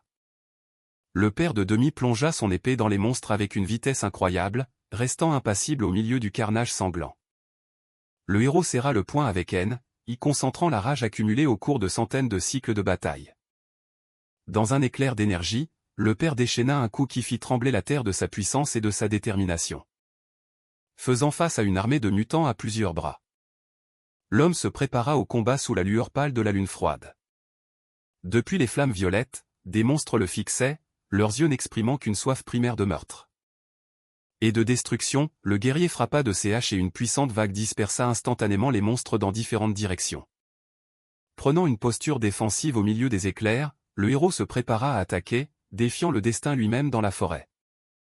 Montrant sa détermination, le père empoigna ses haches, prêt à devenir un bouclier humain pour sauver la petite Demi. La horde de créatures déferla en un unique torrent de chair, cherchant à déchiqueter le survivant sur le champ. Le monstre à plusieurs bras se précipita sur l'homme. Étendant ses membres pour détruire sa cible principale, le héros, illuminé par la lumière, bondit vers l'ennemi, transformant sa chute en un acte de juste vengeance. Un zombie aux yeux rouges brillants bondit sur le père de Demi. Sa chair tordue, sa bouche affamée grande ouverte, le père de Demi trancha le monstre en deux d'un puissant coup d'épée. Et des flots de sang jaillirent instantanément dans l'obscurité épaisse de la nuit. Demi se réveilla brusquement dans une couverture jaune, son corps encore tremblant. Des cauchemars qu'elle avait vécus cette nuit terrible, la jeune fille ouvrit les yeux avec une expression alarmée, essayant de comprendre où elle se trouvait maintenant. Et ce qui s'était passé exactement. Demi s'étira avec soulagement. Réalisant qu'elle s'était enfin réveillée après un sommeil lourd et épuisant dans le chaos, elle se retourna brusquement au bruissement derrière elle. Son regard méfiant exprimait une incompréhension totale de ce qui se passait autour d'elle. Le père tendit à sa fille une assiette de nourriture avec un sourire chaleureux et lui demanda doucement si elle s'était enfin réveillée après un long sommeil. Sur l'assiette, il y avait une délicieuse portion de nourriture avec un adorable cœur fait de riz. Et le père suggéra calmement à sa fille de manger rapidement, avec un léger sourire en coin. Il nota que Demi avait probablement faim, essayant de détendre un peu l'atmosphère. Demi, elle, était assise en silence dans le cercle des survivants. Son regard lointain rempli d'une amertume profonde et inexprimée. Demi sourit tendrement, son regard rayonnant d'une bonté sincère. Faisant oublier un instant le cauchemar qu'il venait de vivre. S'arrêtant devant le bureau de Chayari. Quelqu'un demanda avec indignation si l'autre ne croyait pas que la situation était vraiment sérieuse. Un soldat agité rapporta au capitaine qu'un bruit plutôt fort et inexplicable avait été entendu dans la zone pendant la nuit. Les services de renseignement ont fourni des données choquantes, absolument. Tous les zombies des environs avaient été détruits par quelqu'un. Le capitaine frappa la table de colère. Et hurla que c'était impossible, suggérant que les monstres s'étaient entretués. Se grattant l'oreille, perplexe, le subordonné admit que lui-même n'y croyait pas. Jusqu'à ce qu'il le voie de ses propres yeux. Le capitaine fut abasourdi de réaliser que des centaines de zombies avaient été tués en seulement 4 heures et exigea une explication immédiate. Pendant qu'elle étudiait le rapport, la colère de la femme laissa place à la détermination. Réalisant qu'une force plus terrifiante que n'importe quel virus était apparue dans la zone. Se tournant vers le soldat, la commandante ordonna que tout le monde soit rassemblé. Immédiatement, ignorant sa surprise évidente. Avec un regard flamboyant, la capitaine annonça une évacuation d'urgence. Ne voulant pas perdre une seconde de plus dans cet endroit. L'homme, l'air stupéfait, laissa échapper une courte exclamation en réalisant l'ampleur de ce qui s'était passé et confirma sèchement la vérité. Quelqu'un remarqua avec un soulagement évident que les monstres n'étaient plus visibles en regardant les rues vides de la cité sombre. Les survivants, anxieux, s'interrogeaient sur la disparition des zombies. Se racontant les conversations des soldats qu'ils avaient surprises. La foule de gens cria joyeusement que les zombies étaient enfin partis et qu'ils étaient maintenant complètement à l'abri de la menace mortelle. Demi appela son père au milieu de la foule en liesse. Espérant que les zombies étaient vraiment partis et que le cauchemar était enfin terminé. Le père posa délicatement la casquette jaune sur la tête de sa fille. Ce geste servant d'avertissement silencieux pour quelque chose d'important. Il ordonna sévèrement à Demi d'écouter attentivement et de ne sous aucun prétexte enlever cette casquette à l'avenir. Demi, perplexe, demanda de nouveau pourquoi plus tard. Ne comprenant pas le sens caché des paroles de son père. À ce moment-là, des soldats avec un mégaphone menèrent la foule de survivants vers la sortie du bâtiment, dirigeant les gens en un seul flux organisé. L'officier annonça dans un mégaphone que tous les zombies avaient disparu ce matin pour une raison inconnue et que c'était un fait confirmé. La foule éclata en cris de joie en apprenant la nouvelle du sauvetage. Et l'opportunité de quitter enfin ce refuge dangereux. L'officier annonça dans le mégaphone qu'ils quittaient la zone immédiatement, sans leur donner le temps de faire leur bagage. 2 jeunes hommes dans la foule se demandèrent pourquoi ils partaient si précipitamment si tous les zombies de la zone avaient soudainement disparu. La capitaine expliqua qu'avant de perdre le contact, ils communiquaient avec la brigade d'infanterie d'élite qui allait devenir leur nouveau foyer. Montrant des photos de véhicules blindés, elle parla d'un bataillon de survivants capables de fournir protection et ravitaillement. Un groupe de personnes mécontentes accusa la commandante de folie, ne voulant pas risquer leur vie pour des promesses faites il y a 3 jours. La capitaine déclara avec assurance aux citoyens indignés qu'elle connaissait personnellement et très bien l'homme avec qui elle négociait. Désignant un guerrier surnommé Faucon Bleu, la femme déclara qu'elle faisait autant confiance à ce héros qu'à elle-même. La foule continua de s'indigner, qualifiant l'évacuation de suicide et refusant de quitter le magasin plus ou moins sûr. La capitaine répéta avec insistance que les zombies reviendraient certainement. Mais les gens, effrayés, exigèrent tout de même de rester. L'homme derrière le père de Demi a admis avec soulagement qu'il s'attendait à cette tournure des événements en les observant. Le militaire a qualifié la décision d'émotionnelle. Et a demandé sarcastiquement si un capitaine homme aurait pris la même décision à sa place. La policière, en colère, lui a demandé s'il avait vraiment dit ça, n'en croyant pas l'insulte qu'elle venait d'entendre. Le père de Demi a déclaré calmement et avec une confiance absolue à la foule de survivants que les zombies reviendraient sans aucun doute. L'homme à la casquette a demandé agressivement à l'étranger qui il était, car il agissait comme s'il savait absolument tout à l'avance. Le père de Demi a regardé l'homme agressif en silence. La tension entre grandissant à chaque seconde de silence. Il a froidement prévenu que si les gens restaient ici, il s'offrirait au monstre sur un plateau d'argent pour le dîner. Le père de Demi a ajouté avec une sombre détermination que dans ce piège, il ne ferait qu'attendre la mort, sans aucune chance d'être secouru. L'homme à la casquette a paniqué et a demandé quelle garantie de survie ils avaient s'ils décidaient de quitter le centre commercial. Le père de Demi a froidement admis qu'il ne pouvait rien garantir. Et a désigné d'un air sarcastique les discussions stériles qui l'entouraient. Le père a demandé aux gens de décider s'ils étaient vraiment prêts à suivre les militaires vers l'inconnu le plus total. Le héros a interrogé les gens effrayés. S'ils avaient assez de force pour survivre seuls dans cet enfer. La foule s'est figée devant les guerriers. Réalisant l'inévitabilité du choix fatidique qui se présentait à eux. L'un des survivants a soutenu le capitaine Chat. Réalisant que sans les soldats, il se transformerait en cadavre sans vie. L'homme a appelé tout le monde à suivre les soldats, leur rappelant que c'était eux qui les avaient maintenus en vie jusqu'à présent. Les hommes ont levé le poing, décidant de faire confiance au capitaine et de partir à la rencontre de leur salut. Le capitaine Chat était stupéfait de la facilité avec laquelle l'étranger avait accompli cette tâche qui semblait impossible. L'héroïne a regardé avec anxiété le visage de l'homme mystérieux, essayant de percer l'identité de leur sauveur. La jeune fille observait l'homme blond, se demandant si son caractère était à la hauteur de la force dont il faisait preuve. L'homme a froidement demandé de ne pas le remercier. Surpris par une réaction si vive de la part des gens face à ses actions. Le père de Demi a admis fermement qu'il avait l'habitude de persuader les gens dans des situations difficiles. Sa voix était pleine d'assurance. Le soldat a déclaré que dans cette situation, il devait non seulement se protéger lui-même, mais aussi sa petite fille. Le père de Demi a serré la main du soldat en signe de confiance mutuelle et d'accord pour leur future coopération. Il a souri et a exprimé sa confiance, affirmant que le capitaine Chat gérerait la situation mieux que personne. La policière a détourné le regard en silence, luttant contre ses doutes intérieurs et son sens du devoir. Les militaires et le père de Demi se sont préparés à travailler ensemble pour évacuer d'urgence tous les survivants. La policière a crié dans un mégaphone qu'elle avait fait tout son possible pour aider les gens à survivre à ce cauchemar. Un convoi de camions transportait lentement les gens à travers les rues détruites, hors de la zone de danger et vers un lieu sûr. Demi était assise dans le bus, cachant son visage sous une casquette, pour ne pas révéler sa vraie nature à son entourage. Les soldats dans le véhicule étaient tendus, conscients que le danger de mort pouvait ressurgir à tout moment.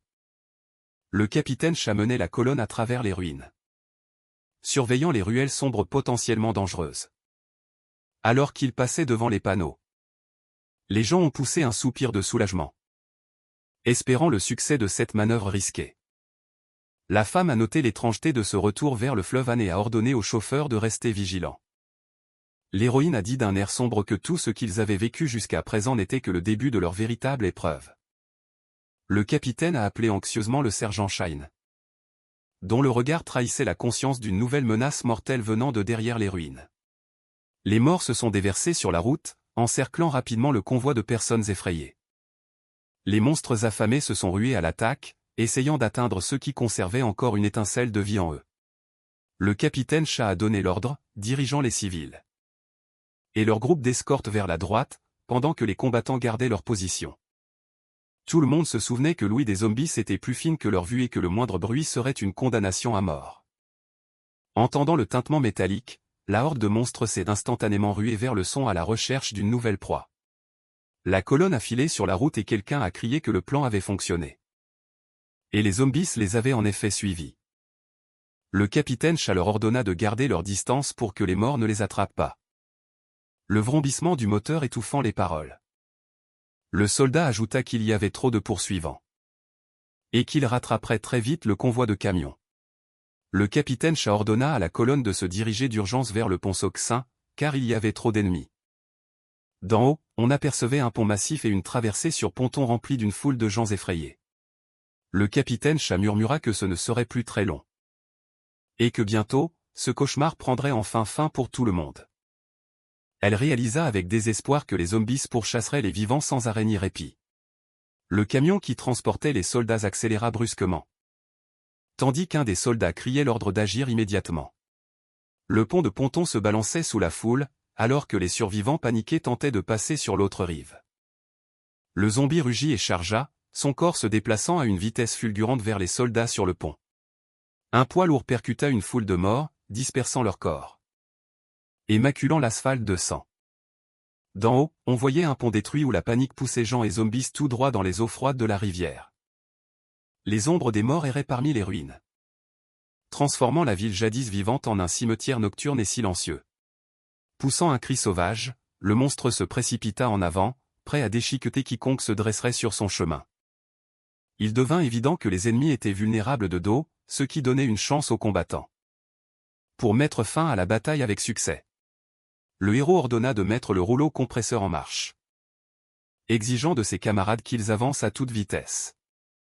L'engin se mit en mouvement, réduisant les os et la chair de ses ennemis en une bouillie sanglante sous son poids. L'observateur surnomma cette technique le « roi du champ de bataille » pour son efficacité à détruire les hordes de morts vivants. Le cylindre du rouleau compresseur craquait en broyant les morts, ne leur laissant aucune chance de continuer à exister. Le géant d'acier continuait sa moisson, ne laissant derrière lui que les restes écrasés de ses ennemis. Une horde de zombies se rua sur les soldats, forçant le héros à asséner des coups rapides et précis à l'escouade de morts-vivants qui approchait. Un camion militaire transportant des soldats freina brusquement, roulant à travers les éclaboussures de sang sur l'asphalte et laissant derrière lui une longue traînée sombre. Le protagoniste s'élança dans les airs et déchaîna un coup puissant sur le véhicule, transformant instantanément le solide métal militaire en un tas de fragments. Un homme blond aux yeux durs, en vêtements tachés de sang, évaluait calmement la situation au milieu des lourds débris qui tombaient autour de lui. Le camion s'arrêta à un feu rouge dans un quartier calme de la ville, où régnait à cet instant un calme étrange et trompeur. À ce même moment, la grand-mère et la jeune fille étaient assises dans le bus, totalement inconscientes de la menace mortelle qui s'approchait d'elles. La fille à la casquette leva soudain la tête, réalisant quelque chose d'extrêmement important pour leur survie dans ce chaos sanglant et sans fin. L'homme expliqua froidement qu'il en avait pris la responsabilité, car personne d'autre dans le groupe ne pouvait s'en charger. La fille demanda au soldat s'il avait remarqué quelque chose d'étrange dans les parages. Mais il se contenta de la regarder avec indifférence et resta silencieux. La fille, tendue, attrapa son téléphone en recevant un message sur le retour de l'équipe du capitaine Shah à la base militaire fortifiée. Avec un doux sourire, le blond rassura sa compagne, l'assurant qu'il n'avait aucune intention de semer la panique, mais voulait seulement aider les soldats. Se tournant vers son père, le héros promit qu'il ne laisserait personne révéler leurs intentions ni leur causer le moindre tort physique. La jeune demi regardait avec espoir le véhicule s'éloigner, là où s'étaient rassemblés des soldats armés et leur nouvel et mystérieux allié. Le capitaine Shah ordonna aux troupes de prendre position derrière elle et se prépara pour une nouvelle attaque, recevant l'approbation totale de ses subordonnés. Un groupe de monstres, mené par un mutant, fonça vers la colonne, faisant même ressentir aux combattants expérimentés le frisson glacial d'une intense poing et soudaine angoisse. L'engin de chantier s'écrasa avec un crissement dans les rangs des morts-vivants, les broyant littéralement et ne leur laissant aucune chance de lancer une nouvelle attaque. Les héros ont dirigé toute la force du géant d'acier sur les restes de la horde qui bloquait le chemin de l'escouade vers son objectif principal et final, attendu depuis longtemps. D'en haut, on pouvait voir une file de véhicules se frayer un chemin avec assurance à travers les décombres et les montagnes de cadavres sur l'autoroute détruite. Malgré le chaos, l'un des soldats prononça le nom de la commandante avec joie, reconnaissant son leadership indéniable. Dans cette bataille longue et brutale au coucher du soleil, les survivants virent les fortifications de la brigade. Réalisant qu'ils avaient enfin réussi à atteindre leur destination au complet et en vie, le héros pensa à la brigade d'infanterie. Un point sur la route de deux gens où ses précédents cycles de survie s'étaient invariablement soldés par un échec total. L'homme admit avec une sombre détermination qu'il avait atteint ce point critique en un temps record de 8 jours, malgré tous les obstacles qui s'étaient présentés. Le héros réalisa qu'il ne pouvait pas se relâcher, car la moindre erreur à ce moment ne ferait qu'aggraver leur situation déjà extrêmement difficile et dangereuse. Dans la vision, la petite fille se trouvait en danger de mort. Et à cet instant, son visage fut déformé par une horreur indescriptible et très intense. L'un des soldats laissa échapper un soupir d'épuisement, disant que tout ce cauchemar sans fin de ces derniers temps avait été incroyablement difficile et épuisant pour eux. Le héros fit remarquer qu'il était content d'avoir une femme dans l'équipe.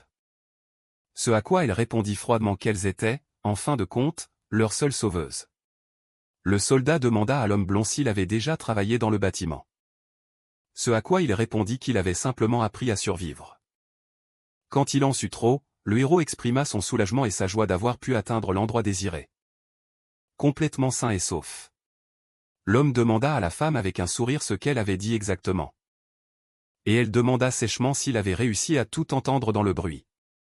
Le soldat casqué leur ordonna avec colère de se taire, observant attentivement les silhouettes qui approchaient à travers sa lunette de visée de précision. Le sergent Li Ying lui informa les héros à leur arrivée que leur escouade attendait d'importants renforts depuis très longtemps. On informa la femme que son arrivée avait été signalée à l'avance. Le colonel Shah avait prédit avec assurance son apparition au camp ce jour-là. En entendant parler du colonel, la capitaine Shah se figea. réalisant que toutes ses actions avaient été calculées à l'avance et dans les moindres détails par cet officier supérieur. Le sergent ajouta que le colonel l'avait mis en garde contre son caractère obstiné et la scène inévitable qu'elle ferait sans aucun doute dès son arrivée. L'héroïne demanda où se trouvait le colonel. Remarquant que les visages de tous les combattants armés devant elle s'assombrissaient soudainement. On lui indiqua la porte arrière, où se jouait le sort des civils dans le bus verrouillé, parmi lesquels se trouvait la petite fille effrayée, Demi. La nouvelle des morts à l'arrière fit frémir la capitaine. Réalisant la gravité de la menace qui pesait sur la base militaire et leurs proches, la femme demanda avec colère si le colonel était vraiment parti seul en première ligne, sans s'assurer d'un soutien au combat. Quand le sergent confirma ses craintes, elle fit remarquer qu'à son âge, un tel héroïsme pourrait lui être véritablement fatal. L'officier y eut un petit rire, sous-entendant que la véritable force et les motivations du colonel Chat résidaient dans quelque chose de bien plus important pour le succès de toute leur mission. Le colonel partit seul vers l'inconnu, complètement indifférent aux risques qui le guettaient en chemin. Le soldat sur la tour décomptait, tendu, les 35 dernières minutes avant ce moment fatidique et absolument inévitable. Le combattant jeta un coup d'œil à sa montre et déclara avec détermination qu'il ne restait plus que 27 secondes avant que les événements fatals ne se déclenchent sur cette base. Le colonel cria avec joie que c'était un nouveau record, observant les événements d'en bas depuis sa haute tour de guet. Le héros confirma que la hache était plus fiable que l'arme à feu. Après quoi il asséna un coup puissant, dévastateur et final à son adversaire. Le colonel Chapin de la 2e brigade des Faucons Bleus se tenait au-dessus de son ennemi enfin vaincu et sans vie, un air de triomphe sombre sur le visage. Le colonel, en riant, exigea d'utiliser l'arme la prochaine fois, demandant d'un air moqueur à l'ennemi s'il avait beaucoup souffert au final. Le commandant ordonna ironiquement aux soldats de se hisser à son niveau, afin qu'ils puissent commencer à lire leurs adversaires dans n'importe quelle condition de combat. Le protagoniste réalisa avec un calme glacial comment exactement ces gens aguerris se comportent dans les conditions d'une bataille réelle et sans pitié. Le colonel déclara que les ennemis ne faisaient que l'entraver. Après quoi l'un des soldats approuva fermement ces paroles injustes, enjambant des montagnes de corps. Le guerrier barbu admit amèrement que l'âge se faisait sentir, et que ses articulations n'étaient plus aussi solides. Contemplant le champ de bataille, le commandant parla avec mépris des incompétents et exprima l'espoir de rencontrer un ennemi digne de ce nom. Sentant l'énorme mutant derrière lui, le vieux vétéran eut un petit rire bref, conservant un sang-froid total. Se tournant vers le monstre, le guerrier demanda ironiquement s'il s'accrochait encore à la vie après de si graves blessures, tandis qu'un rugissement emplissait la base. Le monstre estropié et manchot se prépara pour une dernière attaque contre l'imperturbable ennemi. Dans un bruit d'écrasement, le rouleau de plusieurs tonnes tomba sur les restes de l'ennemi, les réduisant en bouillie sous les cris d'approbation des combattants. Observant la bataille brutale, les soldats stupéfaits hurlaient d'horreur, incapables de comprendre la folie qui se déchaînait, agrippant ses haches à la tour de guet. Le vétéran prit une posture de combat, démontrant que les actes sont plus éloquents que les mots vides de sens. Regardant son compagnon, le combattant dit: ce n'est qu'en atteignant la maîtrise que l'on peut percevoir la véritable nature des ennemis. Regardant la silhouette dans l'aura cramoisie, le colonel Chat avertit le peuple, anticipant une démonstration de force écrasante. L'homme aux cheveux clairs salua le colonel Mincioc et lui demanda d'amener les hommes avec le capitaine Chat et Bray. Dans la lumière rouge menaçante, le père regarda la silhouette avec la hache, se dressant au-dessus de lui comme une immense ombre menaçante. Le héros esquiva le coup du colonel massif, qui s'effondra au sol avec une force destructrice colossale. Les soldats hurlèrent de panique, se tournant vers le colonel et se demandant comment il était possible d'attaquer des civils pacifiques.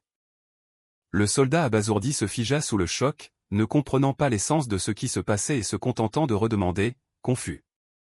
Une main puissante agrippa une hache ensanglantée, couverte d'entailles et de marques laissées par ses innombrables victimes récentes. L'homme demanda au colonel, avec inquiétude, comment une telle chose était-elle possible dans leur situation instable actuelle à la base. Un ordre vint de la tour, sonnait immédiatement l'alarme et que toutes les personnes présentes entrent d'urgence à l'intérieur. Le héros, le regard glacial, réalisa l'effroyable vérité, l'homme qui se tenait devant lui était en fait un véritable monstre. Le père remarqua l'état étrange de l'ennemi, notant que ses yeux ne le trompaient pas, et que quelque chose clochait dans cette affaire. en entendant son nom.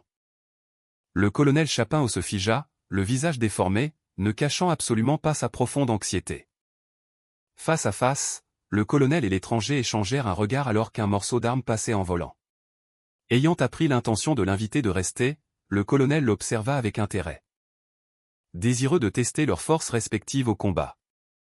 Regardant l'acier brisé, l'officier admit avec un calme glacial que le temps de la diplomatie dans cette situation était révolu. Au milieu des ruines. Le colonel Chat suggéra à son adversaire d'arrêter de parler et de passer à la persuasion par la force. Regardant l'ennemi, le colonel se figea dans l'attente du combat. Une ombre d'excitation traversa son visage, alors qu'il sentait une montée de puissance. Le héros serra le poing de rage, se préparant à déchaîner l'énergie de 100 cycles en un seul coup puissant, enveloppé d'une aura sombre. Le père de la jeune fille regarda l'officier avec défi, ayant l'intention de prouver son droit de protéger sa fille. Avec une joie sinistre, le colonel s'enquit de la volonté de l'étranger de se battre, comprenant le danger de l'épreuve. Tandis qu'il resserrait les lanières de ses gants. Le colonel Chat admit que de toute sa carrière, il n'avait jamais rencontré de gens aussi fous. Le héros reconnut avec un sourire en coin que son adversaire avait appris son intérêt. Après quoi, les deux combattants s'engagèrent dans un combat acharné. L'homme à la lueur bleue demanda avec dédain si ceux qui l'entouraient l'appelaient vraiment par de telles sornettes. Le héros prévint froidement qu'ils allaient maintenant le découvrir en pratique. Et lança une attaque rapide et puissante depuis le ciel. Une alerte code rouge fut déclenchée sur toute la base, exigeant que tous les civils se rendent immédiatement dans un abri fortifié. Les soldats, confus, posèrent de nouveau des questions sur le code. Jusqu'à ce que le combattant promette de tout expliquer plus tard et leur ordonne de suivre les instructions. Le militaire, stupéfait, demanda si c'était bien le capitaine Chat en personne qui se tenait devant lui et reçut une confirmation ferme. La jeune soldate essaya de poser une question au capitaine. Mais tous les mots restèrent coincés dans sa gorge à cause de l'émotion. Une femme aux cheveux sombres, la voix chargée d'une forte tension, demanda brusquement à son entourage ce qui se passait sur la base. Le combattant rapporta que le monstre avait attaqué le colonel à la porte arrière, appelant le monstre par son vrai nom. La femme, choquée, exigea une explication au sujet du monstre. Mentionnant nonchalamment le nom du mystérieux Ryu Min-seok, les soldats entourèrent la jeune fille, exigeant avec insistance de savoir comment leur nouveau sauveur mystérieux s'était présenté. Sous l'attention pesante de la foule, les survivants se figèrent, essayant douloureusement de comprendre qui se cachait derrière le masque de leur héros. Une demi-effrayée regardait anxieusement les visages des gens. Sentant la tension croissante et l'imprévisibilité du moment. Lorsque le nom de Ryu Min-seok fut prononcé, le silence se fit. Rompu seulement par les échos de la bataille qui faisait rage à proximité. D'un coup de poing, le héros brisa la défense du colonel Chat, faisant frissonner le vieux vétéran face à cette puissance surhumaine. En regardant les fissures dans le mur, l'observateur fut stupéfait par la force qui pouvait détruire la pierre solide d'un seul coup. Projeté en arrière par l'impulsion. Le colonel eut du mal à maintenir son équilibre. Mais il défia son adversaire en lui demandant s'il allait insister. Enveloppé dans une aura de feu, le blond se précipita de nouveau en avant, assénant un coup puissant, qui projeta des nuages de terre. Une lourde botte s'écrasa contre la barrière de béton dans un bruit sourd, démontrant la détermination du héros à mener le combat jusqu'au bout. Le visage du colonel se crispa de tension et de choc lorsqu'il vit les yeux de l'ennemi briller d'un éclat cramoisi. Le colonel, avec un sourire dément, respirait lourdement, son visage exprimant la rage et la volonté de poursuivre ce combat à mort. Le protagoniste sauta rapidement en arrière, esquivant un autre coup dévastateur de son puissant adversaire. Le guerrier barbu tomba à genoux, épuisé par la collision écrasante avec l'ennemi aux portes de la base militaire. Le colonel, les yeux flamboyants de flammes bleues, abattit un coup sur son adversaire, leurs visages se rapprochant dans un combat furieux. Les deux combattants se tenaient dans un silence tendu, se remettant lentement de l'échange de coups épuisants. Les adversaires se firent face au coucher du soleil. Et le colonel demanda d'un ton moqueur si son adversaire voulait s'amuser encore un peu. Le soldat supposa avec mépris que son adversaire avait changé d'avis sur l'attaque. Et avait simplement décidé de se rendre sans plus de combat. Le héros proposa calmement de recommencer le duel dans des conditions appropriées, en utilisant toute sa puissance et ses compétences cachées. L'homme aux cheveux clairs, le regard froid, nota avec assurance que le colonel, malgré sa rage, n'était plus une personne vivante. Le guerrier barbu, couvert de blessures sanglantes, se figea de tension, réalisant peu à peu le sens effrayant des paroles du héros. Le colonel, abasourdi, fixa l'ennemi, réalisant que l'initiative, depuis le début du combat, ne lui avait jamais appartenu. En observant la silhouette dans l'aura cramoisie, l'officier sentit un écart de puissance qui ne pouvait être comblé, même par des années d'expérience. Enragé par la frustration, le vétéran exigea avec colère de savoir ce que cet homme puissant cherchait à accomplir. Conservant un calme glacial, le héros dit au colonel qu'il n'avait maintenant besoin que d'une protection fiable pour son peuple. En entendant la requête du guerrier qui venait de le vaincre, le colonel Chat éclata soudainement d'un rire fort et sarcastique. L'officier demanda sarcastiquement pourquoi un monstre aussi dangereux aurait besoin de l'aide de qui que ce soit. Mettant brusquement fin à la plaisanterie, le colonel changea de ton pour en adopter un plus sévère et refusa fermement. Ne voulant pas prendre part à cette entreprise, le protagoniste s'assombrit et expliqua calmement que ce n'était pas lui qui avait besoin d'une protection fiable en ce moment, mais sa fille, en regardant le capitaine Chat. L'homme précisa, avec détermination dans la voix, qu'il s'agissait avant tout de la sécurité de la petite Ryu Demi sur la base. Le père désigna la jeune fille, confirmant fermement que son seul but était de sauver la vie de sa fille. Le protagoniste promit qu'elle et toutes les personnes arrivées avec lui seraient autorisées à rester sur le site de cette brigade d'infanterie. Le colonel regarda son adversaire aux cheveux clairs avec perplexité, ne comprenant toujours pas ses véritables intentions et objectifs. L'homme accepta résolument de faire tout ce qu'on exigerait de lui. Si son adversaire acceptait pour le bien des gens, le héros cria furieusement à tout le quartier qu'il ferait tout son possible pour cette escouade, pour la sécurité de ses proches. La nuit noire enveloppa la base, avec ses bâtiments illuminés et un terrain de basket vide sous le clair de lune froid. Un grand gymnase était rempli de civils espérant trouver un abri contre la catastrophe mondiale. Un des hommes demanda prudemment à son camarade s'il avait entendu les nouvelles concernant le monstre. Et il ne reçut qu'un signe de tête hésitant en réponse. La jeune femme remarqua avec inquiétude que les informations étaient pleines de reportages étranges. Et quelqu'un mentionna les yeux rouges des zombies. Un homme ligoté dans une pièce sombre demanda à ses ravisseurs, avec un sourire amer, s'ils parlaient vraiment de zombies. Le prisonnier, avec un sourire froid et un regard vide, était figé dans de lourdes chaînes, réalisant enfin l'absurdité de la situation. L'homme, solidement enchaîné, entendit le verdict du colonel, toutes les personnes arrivées avec lui seraient autorisées à rester. Le colonel désigna le héros d'un air méfiant, déclarant qu'il ne pouvait pas faire confiance à un homme qui représentait une menace pour le détachement. Avec un calme glacial, le commandant militaire annonça la décision d'isoler immédiatement et complètement cet invité dangereux des autres. Ayant accepté les conditions, le père de la petite proposa lui-même d'être enfermé à l'isolement afin d'apaiser la méfiance du commandement de la base. Avec une sombre détermination, le héros jura mentalement qu'il ferait tout son possible pour prouver qu'il avait raison et qu'il était utile. Assis dans la pénombre d'une cellule exiguë, l'homme réfléchissait à la manière de convaincre les militaires de son innocuité afin de sauver sa fille. Entendant un léger bruissement à la fenêtre, le prisonnier tressaillit soudainement de surprise. Et il leva la tête avec stupéfaction vers la lumière qui filtrait. Le visage de sa fille, Demi, apparut soudain derrière les barreaux. Et avec un triomphe joyeux, elle annonça sa présence à son père. S'approchant de la fenêtre, la jeune fille confirma qu'elle allait bien, tandis que son père regardait avec soulagement ses traits familiers. Demi raconta que les soldats avaient été gentils avec elle et lui avaient même permis de rendre une brève visite à son père, qui était enfermé dans une cellule. Dans l'abri, un groupe de personnes anxieuses discutait des événements avec appréhension. Réalisant que de nombreuses personnes s'étaient rassemblées à l'extérieur de la base, la jeune fille derrière les barreaux se tourna vers le prisonnier avec alarme, demandant pardon à voix basse. Ce à quoi il reposa prudemment la question. Le prisonnier avait promis de ne pas chercher le conflit, mais il manqua immédiatement à sa parole. Et il s'approcha de nouveau de la jeune fille avec une question. Le père fit calmement remarquer à son interlocutrice qu'elle était très probablement très déçue de lui. Après ce qu'elle avait vu, l'homme frappa brusquement du poing contre les barreaux de fer de sa cellule, essayant d'attirer l'attention de sa silencieuse interlocutrice.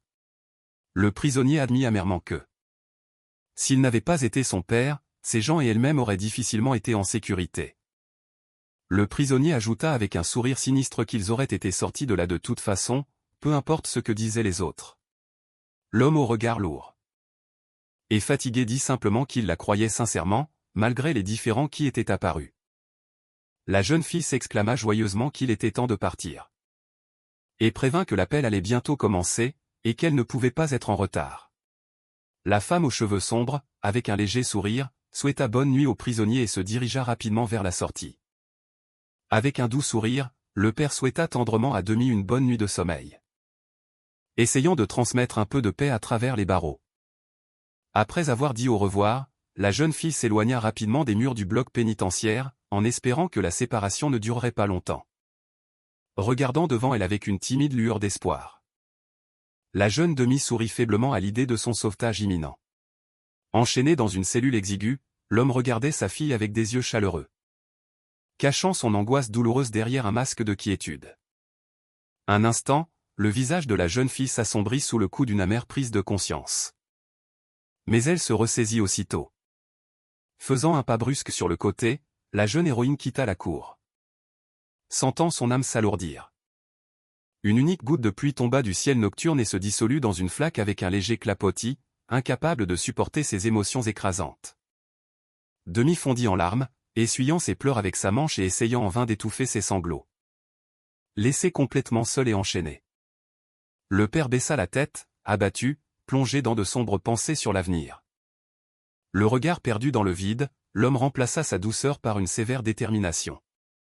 Se concentrant sur l'objectif de briser le cercle vicieux. De lourdes bottes descendirent lentement le couloir, laissant derrière elle un écho sonore de pas. L'homme ligoté se tenait seul dans la cellule sombre, disant silencieusement au revoir à Ryumin-Syok. 3 soldats se tenaient devant le prisonnier dans une lumière bleue sinistre, et l'un d'eux dit froidement que le colonel attendait. La main de quelqu'un désigna un point sur la carte, marquant la station qui était devenue un refuge pour de nombreux survivants. Le commandant massif, une tablette à la main, expliqua qu'il y a 20 minutes, des capteurs à la station détruite avaient enregistré de nombreux signaux de survivants. L'officier à l'écran nota une autre fréquence étrange et inconnue parmi tous les signaux. Le militaire ajouta que la rapidité dans l'accomplissement de la mission était cruciale et que tout retard les ralentirait. Le commandant déclara avec insistance que c'était la raison pour laquelle il envoyait une équipe d'élite. Pour mener à bien la mission, l'homme barbu pointa son doigt vers le combattant choisi avec un sourire confiant. Le héros aux cheveux clairs, accompagné d'un soldat, entendit qu'on lui assignait une mission. Le colonel Cha, transperçant son invité d'un regard sévère, lui rappela ces paroles. Un père doit être prêt à faire n'importe quel sacrifice pour sa fille. Dans un tintement assourdissant, le protagoniste écarta brusquement les bras sur les côtés et les lourdes chaînes volèrent en éclats. Les soldats stupéfaits reculèrent d'horreur en voyant les fragments des entraves pleuvoir sur le sol aux pieds du prisonnier. Faisant preuve d'une force et d'une préparation impressionnantes, l'homme demanda sèchement quand l'escouade prévoyait de se mettre en route. Un rictus prédateur à peine perceptible se dessina sur le visage du colonel Cha. Trahissant sa satisfaction d'avoir rencontré un guerrier de valeur.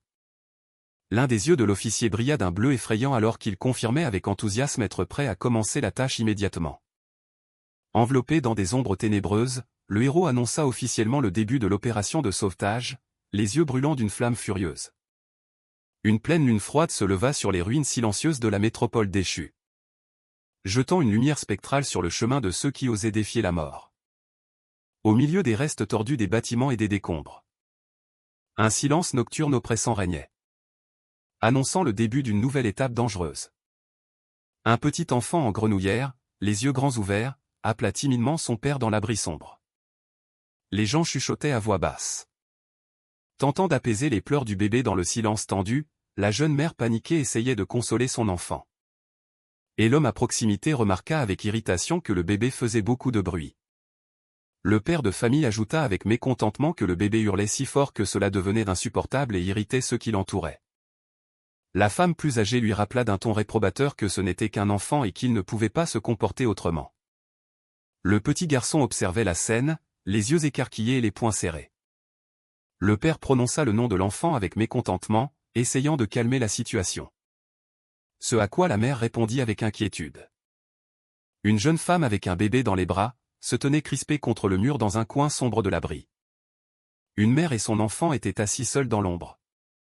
Appuyés contre le mur froid, les genoux serrés dans leurs bras. Depuis l'obscurité, un visage déformé au sourire terrible regardait la femme. Une créature à l'œil rougeoyant et aux dents découvertes se tenait figée dans l'obscurité absolue, se préparant à attaquer. Les rues bleues de la ville grouillent de hordes de morts vivants. Et le protagoniste regarde ce cauchemar avec une froide indifférence. Un énorme mutant avec un unique œil rougeoyant sourit au héros. Mais le père reste complètement calme. Un puissant camion écrase et déchiquette une horde de zombies à toute vitesse, tandis que le héros met toute sa rage dans cette percée. Le colonel chavante fièrement la puissance de son camion à l'homme, et le héros se contente de confirmer brièvement les paroles du commandant. Le lourd véhicule fonce à travers la foule d'ennemis et le colonel Chat souligne que la vitesse est la seule clé du succès de l'opération. Le colonel Chat désigne 2 variables et informe le héros de nouvelles complications dans le plan. Les héros regardent l'entrée du métro, complètement bloquée par des décombres, et réalisent que la seule voie de secours est coupée. Le colonel Chat signale le 2e problème critique sur leur chemin, et le héros cherche déjà un moyen de dégager l'obstacle.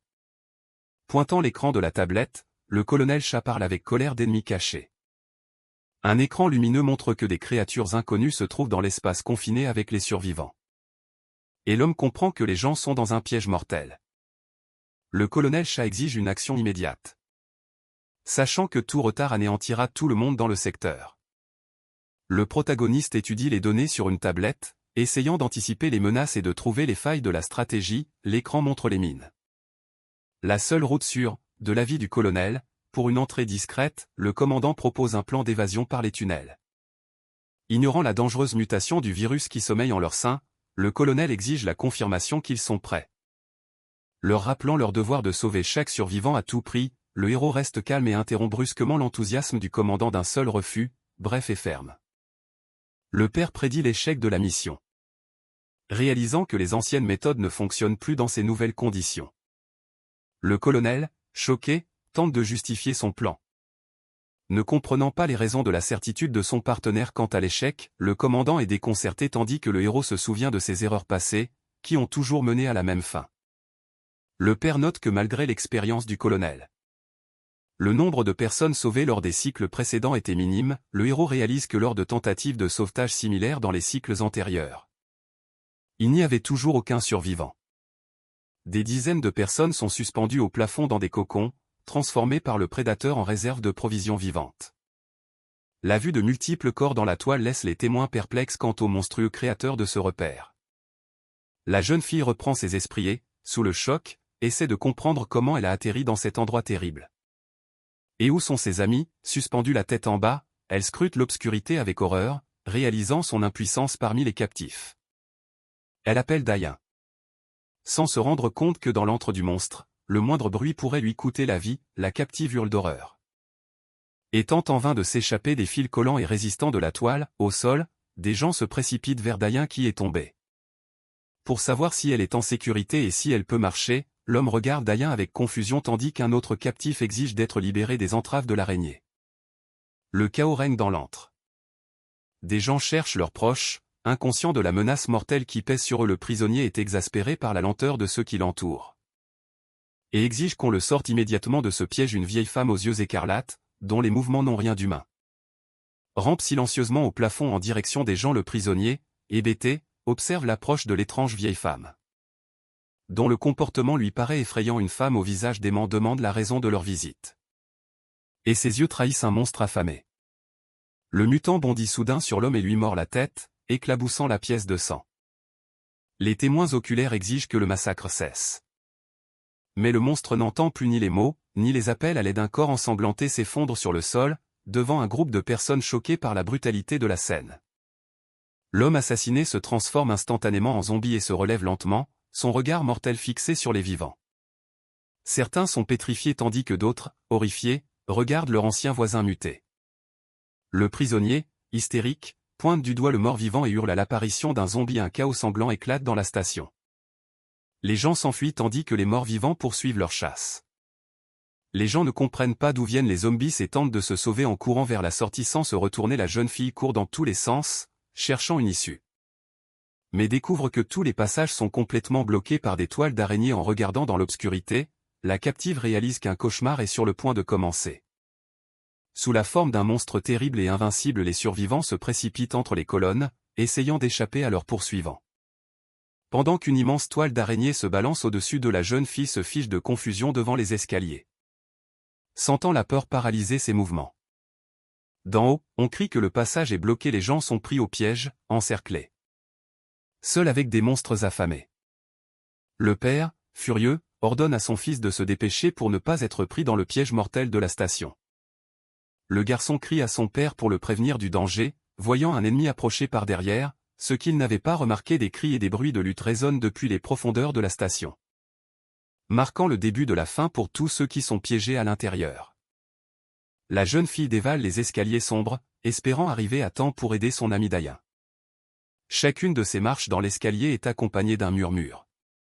Remplie de peur et de détermination à sauver son ami. Elle gravit et dévale les marches sans sentir la fatigue, ne pensant qu'à empêcher la tragédie. Une fois en bas, la captive se fige dans une horreur muette. Devant une vision si terrible que son cri reste coincé dans sa gorge. Devant elle se tient une colossale araignée mutante. Serrant un corps humain sans vie dans ses pattes. En regardant la créature gigantesque, la jeune fille réalise la futilité de ses chances et sa volonté s'effondre. Le mutant aux yeux écarlates ouvre la gueule, emplissant la pièce d'un rugissement sauvage et assourdissant. La jeune fille regarde le monstre, les yeux écarquillés par la peur. Réalisant que ce cauchemar est bien réel. Des larmes coulent sur son visage alors qu'elle, abasourdie, refuse de croire à ce qui se passe, murmurant que c'est impossible. Debout face à la créature, elle tente en vain de se convaincre que tout ceci n'est qu'un mauvais rêve sans fin. Une explosion de feu engloutit la station de métro, la transformant en un brasier infernal et effaçant toute trace du chaos. L'explosion secoue les voûtes, libérant une énergie capable de détruire même un mutant redoutable. À travers les flammes s'élève le hurlement d'un monstre dont la chair fond sous l'effet de la température extrême. La jeune fille tombe à genoux au milieu des décombres, le visage déformé par la douleur et le désespoir. Le héros rappelle au colonel l'inutilité du sauvetage. Puisqu'aucune vie n'a été sauvée. Le père, avec une concentration sombre, explique à son partenaire la raison de leurs échecs constants. Ryumin Seok se prépare à démontrer le pouvoir qu'il a accumulé dans ses vies antérieures. Le héros, enveloppé de flammes, déclare qu'une personne ordinaire ne peut pas. Pour accomplir cette mission pour sa fille, Ryumin Seok a renoncé à son humanité. Et s'est transformé en autre chose. Le visage de l'écorcheur émerge des flammes, une nouvelle force mortelle dans ce cycle anormal. Le héros explique à l'araignée qu'elle chasse les humains, les paralysant avant de les entraîner dans sa toile. Le père ardent voit le mutant imiter les expressions faciales humaines. Ce qui ne lui inspire que du dégoût. Le monstre attaque avec une toile collante, mais Ryumin Seok perçoit la menace à temps et réagit. Le héros esquive et décide de brûler l'araignée, connaissant sa peur des hautes températures. D'un coup écrasant, le père engage un combat furieux contre le mutant. Tout en conservant une froide détermination. Ayant trouvé le point faible de l'ennemi, le héros se prépare pour le coup de grâce, conscient de sa supériorité.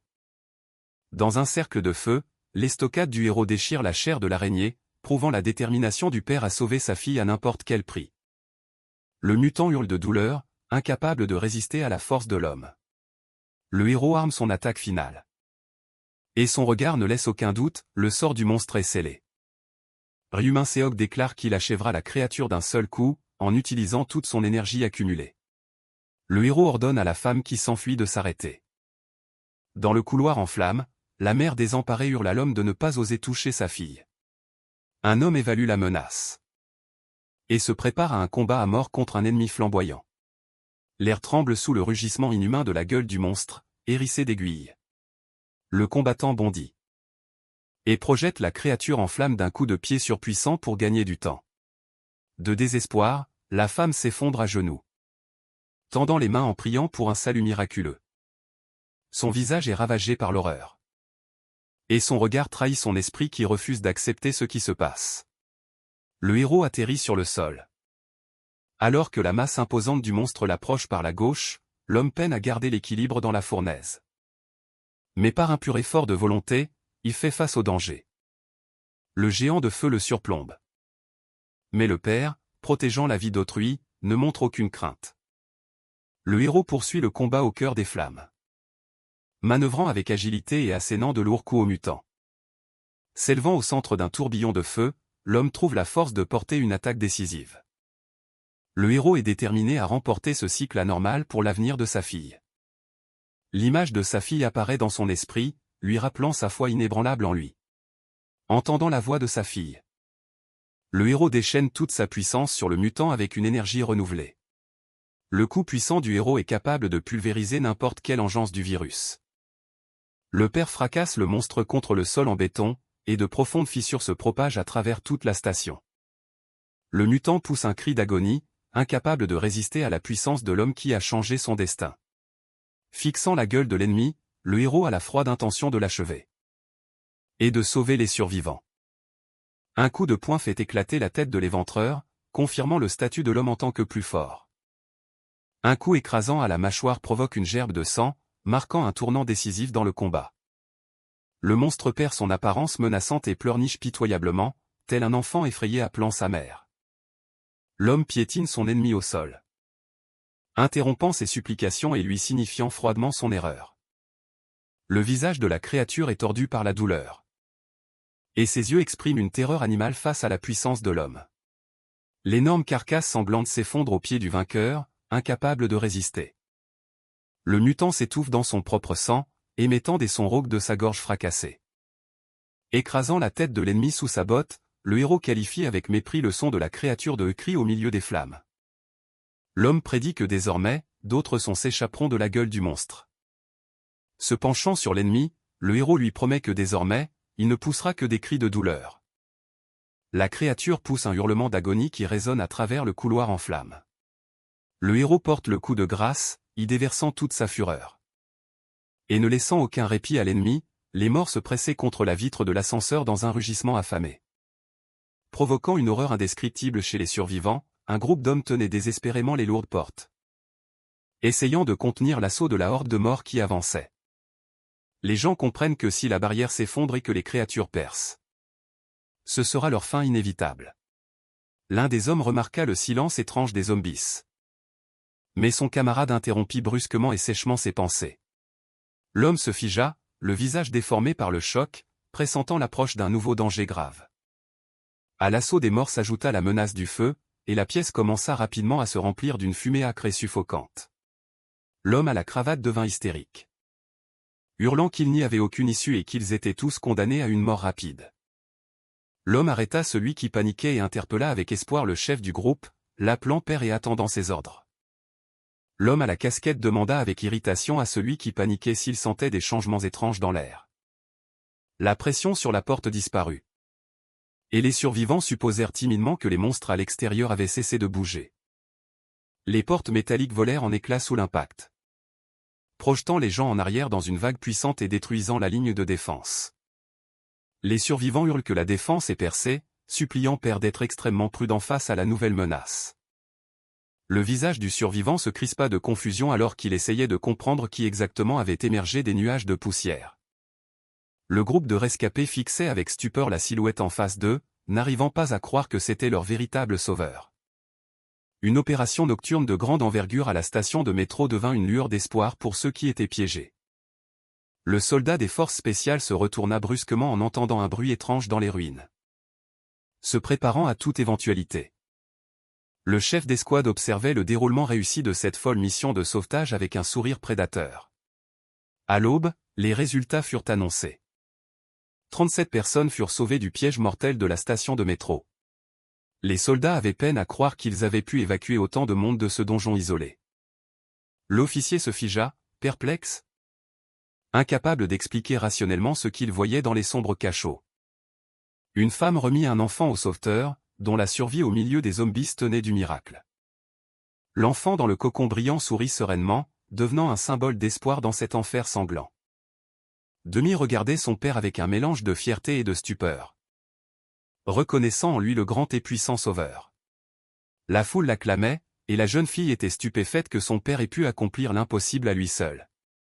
Le héros à la cape blanche, sur le véhicule blindé, ressemblait à un véritable faiseur de miracles aux yeux de tous les rescapés.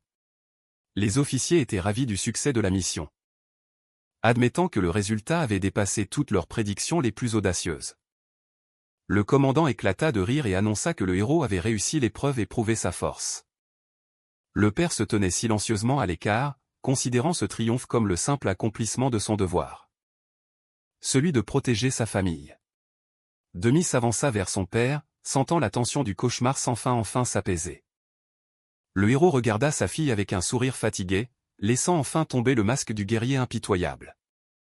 Demi regarda son père avec des larmes d'admiration, voyant en lui non seulement un parent, mais le sauveur du monde. Ils s'enlacèrent dans une étreinte forte, réalisant que leur principale mission personnelle avait été accomplie avec succès. Une lourde appréhension des conséquences de la récente bataille sanglante régnait dans le silence des locaux de la base. Le soldat informa le médecin avec inquiétude que le patient toussait abondamment et n'avait toujours pas repris connaissance. Le médecin conseilla au patient de continuer à se reposer et promit de revenir plus tard avec les médicaments nécessaires. L'homme était allongé dans la pénombre, un bandage sur le front, plongé dans un sommeil profond. Soudain, le visage de l'homme endormi se tordit en une terrible grimace.